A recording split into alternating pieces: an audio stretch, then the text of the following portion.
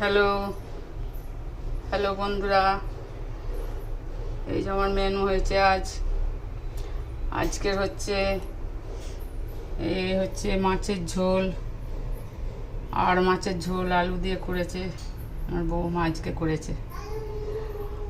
আর হচ্ছে মাছের ঝাল,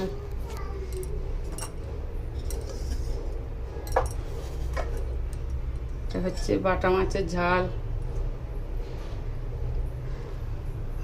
একটুখানি কাঁচা পেঁয়াজ খাবে, গরমিকে টাইম একটু কাঁচা পেঁয়াজ খেলে গরম লাগে না। আর একটু টক দই আছে, এই যে একটুখানি টক দই, গরমের টাইমে একটু টক দই খেতে হয়, তাহলে শরীর একটু ঠান্ডা থাকে। ঠিক আছে বন্ধুরা, ঠিক আছে, ओके बाय, सब्सक्राइब करना, थैंक यू।